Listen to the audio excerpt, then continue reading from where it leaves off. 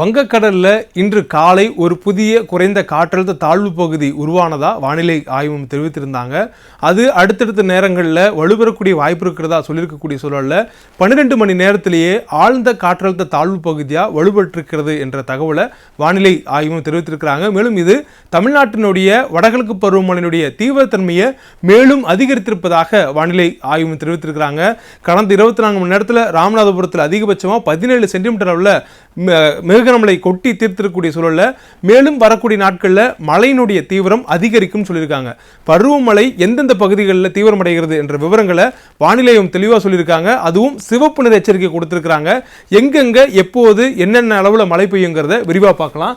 இப்போ இன்றைக்கான வானிலை முன்னறிவிப்பில் மழைக்கான வாய்ப்பு அதி கனமழை என்ற அளவில் 8 மாவட்டங்கள் இருக்குன்னு தெரிவித்திருக்கிறாங்க. 8 மாவட்டங்கள் என்பது ராமநாதபுரத்திலிருந்து விழுப்புரம் வரையிலும் இருக்கக்கூடிய கடலோர மாவட்டங்களில் ஓரிரு இடங்களில் மிக கனமழை என்ற அளவில் இருந்து மழை தீவிரம் அடைஞ்சு அதி கனமழை என்ற அளவில் மழையினுடைய தன்மை அதிகரித்திருப்பதாக சொல்லியிருக்காங்க.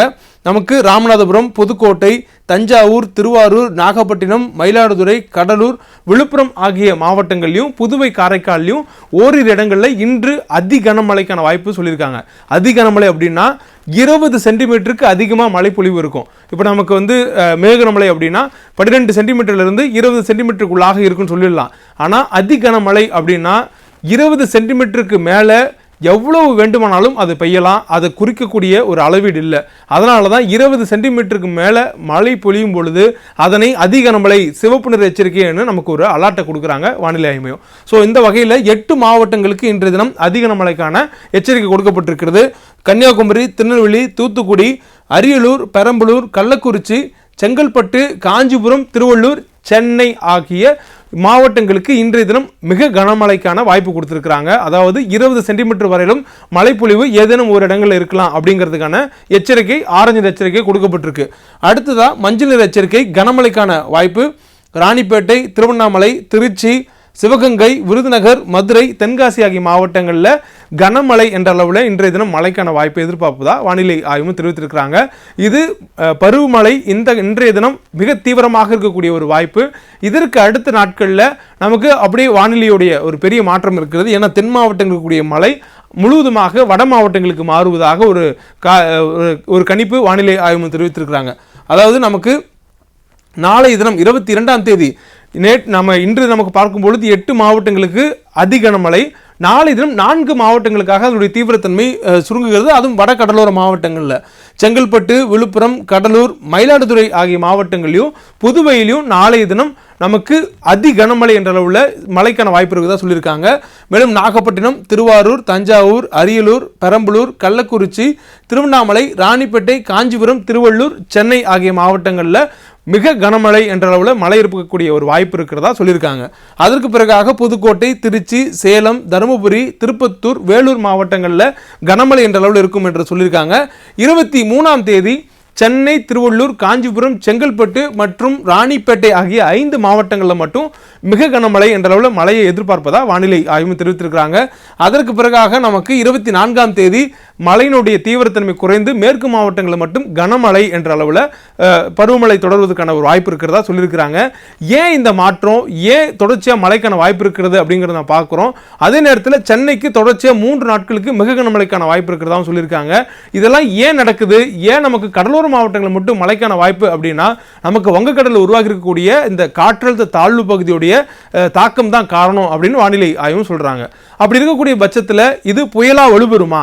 நமக்கு பருவமழை காலத்தில் இருக்கும். பருவமழை காலங்களில் மழை பெய்யக்கூடிய நேரங்களில் வங்கக்கடலில் உருவாகக்கூடிய ஒரு சிஸ்டம் நமக்கு மேலும் மழை தரும் அப்படின்னா அப்போ அது புயலாக மாறக்கூடிய வாய்ப்பு இருக்கிறதா அப்படிங்கிற ஒரு கேள்வி இயல்பாக எழுதுறது ஒரு யதார்த்தமான கேள்வி தான். அதுக்கு வானிலை ஆய்வு சொல்லக்கூடிய பதில் நாளை வரை பொறுத்திருங்கள் அப்படிங்கிறது தான். ஏன் அப்படின்னா நம்ம இப்போ பார்க்கக்கூடிய இந்த விண்டி மேப்பில் பார்க்குறோம். இங்கே இருக்கக்கூடிய இந்த குறைந்த காற்றழுத்த தாழ்வு பகுதி ஆழ்ந்த காற்றழுத்த தாழ்வு பகுதியாக வலுவடைந்திருக்கிறது. இது தென்மேற்கு வங்கக்கடல் பகுதிகளில் நம்ம பார்க்குற இந்த எல் அப்படின்னு மார்க் பண்ணிருக்கக்கூடிய இந்த பகுதியில் தான் இப்போ இருக்கிறதா விண்டி மேப்பில் குறிக்கப்பட்டிருக்கிறது. இந்த இடங்களில் இருந்து இது நகரக்கூடிய திசை என்னவாக இருக்கும், அதனுடைய வலு என்னவாக இருக்குங்கிறத கண்காணிக்கணும்.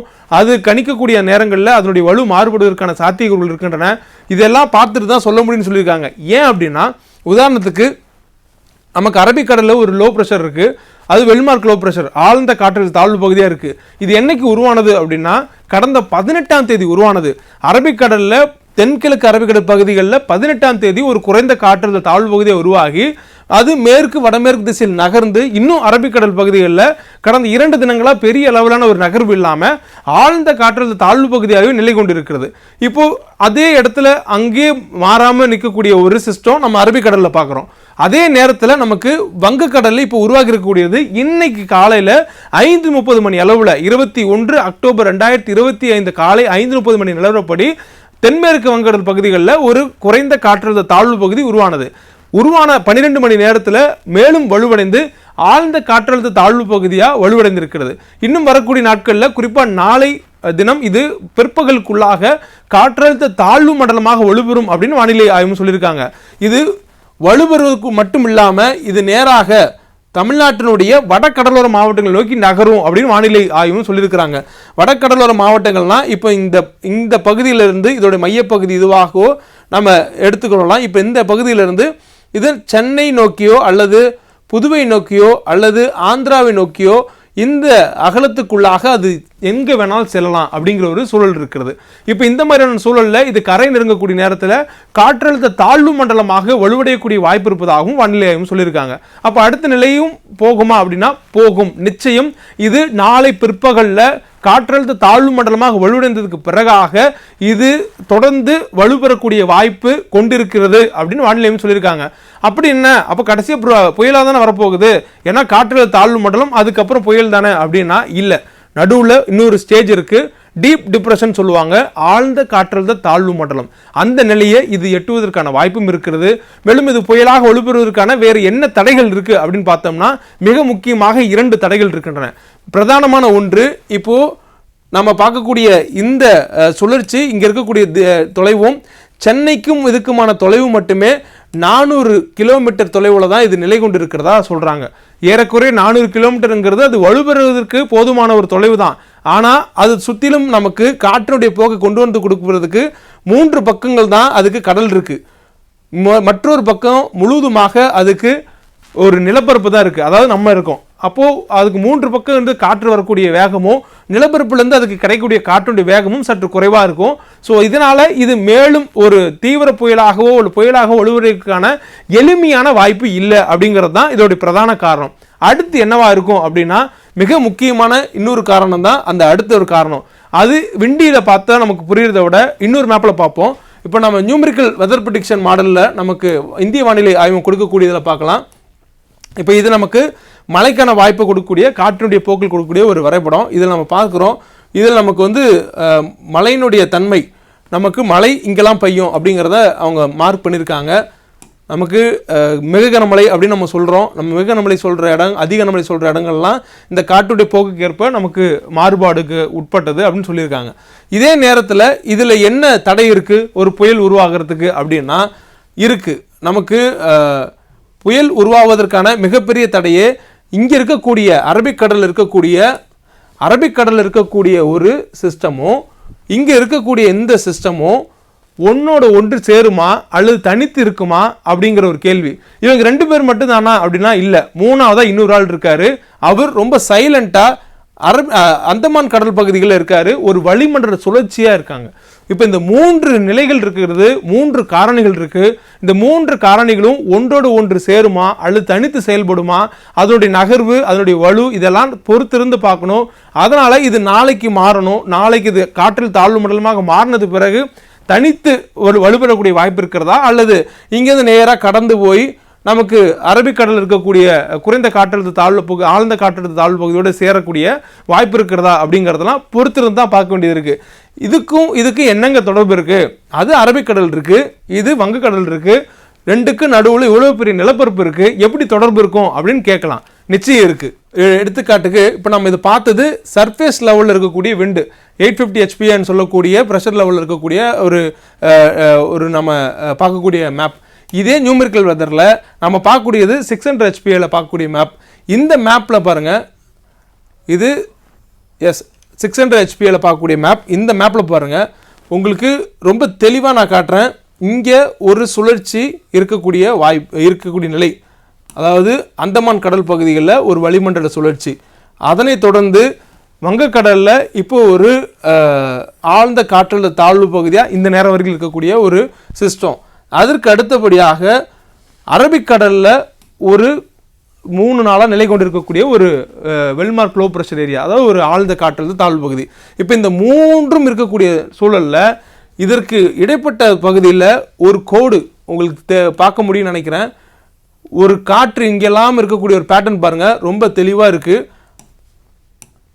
ஆனால் இந்த பகுதியை பாருங்கள், ஒரு காற்றோடைய எந்த ஒரு சலனமும் இல்லாமல் ஒரு மாதிரி ஒரு டிஸ்டர்ப்டாக இருக்கக்கூடியது பார்க்க முடியும். இது வந்து விண்ட் ஷேர் அப்படின்னு சொல்கிறாங்க. இது ஒரே நேர்கோட்டில் இது ஒரு காற்று முறிவு பகுதியாக இருக்குது. இதனால் இதில் எது வலுப்பெறும், எது வலு விளக்கும், எது தனித்து போகும் அப்படிங்கிறதெல்லாம் இப்போ உறுதியாக சொல்ல முடியாத ஒரு நிலை இருக்குது. நாளைய தினம் இது ஒரு வேளை உருவாகி நாளைய தினம் இந்த ஒரே நேர்கோட்டில் இருக்கக்கூடிய சூழலில் இப்போ இந்த பகுதியிலிருந்து இதுவெல்லாம் நகர்ந்து போகக்கூடிய நேரங்களில் இப்போ நமக்கு இங்கேருந்து இந்த நேர்கோட்டில் இருந்து ஒருவேளை விலகி செல்லக்கூடிய நேரங்களில் இது வலுப்பெறலாம். எது வலுப்பெறலாம்? இங்கே இருக்கக்கூடிய இந்த ஆழ்ந்த காற்றழுத்த தாழ்வு பகுதி வலுப்பெற்று கரையை நோக்கி நமக்கு இந்த திசையில் நகர்ந்து வரும். அதாவது தமிழ்நாடை நோக்கி, வட தமிழ்நாட்டினுடைய கடலோர பகுதிகள், தெற்கு ஆந்திராவுடைய கடலோர பகுதிகளை நோக்கி வரக்கூடிய வாய்ப்பு இருக்கிறதா வானிலை ஆய்வு சொல்கிறாங்க. சரி, இந்த பகுதிக்கு வந்ததுக்கு பிறகு வலுவடைந்து அது புயலாக மாறலாமா அப்படின்னா தான் முன்னே நம்ம சொன்ன மாதிரியே கடலோர பகுதி கிட்ட வந்துடும். அதுக்கு வலுப்பெறக்கூடிய வாய்ப்பு சற்று கம்மியாக இருக்கும். அதே நேரத்தில் இது வலுப்பெறவும் வாய்ப்புகள் உண்டு. ஏன்னா MJO அப்படின்ற மற்றொரு காரணி இருக்குது. அந்த காரணி தற்பொழுது அது சாதகமாக தமிழ்நாட்டை ஒட்டி இருக்கக்கூடிய இந்த கடலோர பகுதிகளில் இருக்கக்கூடிய இந்த ஆழ்ந்த காற்றழுத்த தாழ்வு பகுதியை வலுப்பெற வைக்கக்கூடிய மற்றொரு காரணியாக இருக்கிறதுனால இது மேலும் வலுப்பெறக்கூடிய வாய்ப்பு இருக்கிறதா எதிர்பார்க்குறாங்க. அதனால தான் நாளை பிற்பகலில் காற்றழுத்த தாழ்வு மண்டலமாக வலுவடைந்தாலும் அதனை தொடர்ந்து வரக்கூடிய 24 மணி நேரத்தில் மேலும் வலுவடையலாம் அப்படின்னு சொல்லியிருக்கோம் அப்படின்னு வானிலை ஆய்வு சொல்கிறாங்க. அதனால தான் இது புயல் அப்படிங்கிற நிலை வரைக்கும் எடுத்துகிட்டு போகலை. இது ஆழ்ந்த காற்றழுத்த தாழ்வு மண்டலம் அப்படிங்கிற வரைக்கும் எதிர்பார்க்குங்கிறதுனால அது மேலும் வலுப்பெறும் அப்படின்னு சொல்லியிருக்கிறதா சொல்கிறாங்க. அப்போ புயலாக வலுப்பெறுமா அப்படின்னு கேட்டால் நிச்சயம் அதை பொறுத்திருந்து தான் பார்க்க முடியும். ஏன்னா நம்ம நாளை தினம் இது ஆழ்ந்த காற்றழுத்த தாழ்வு மண்டலமாக வலுப்பெற்றதுக்கு பிறகாக மேலும் வலுவடைய வாய்ப்பு இருந்தால் இது புயலாக வலுப்பெறும். அப்படி புயலாக வலுப்பெற்றால் அதற்கான முன்கூட்டியான அறிவிப்புகள் கொடுக்கப்படும் அப்படிங்கிறது வானிலை ஆய்வு சொல்லியிருக்கிறாங்க.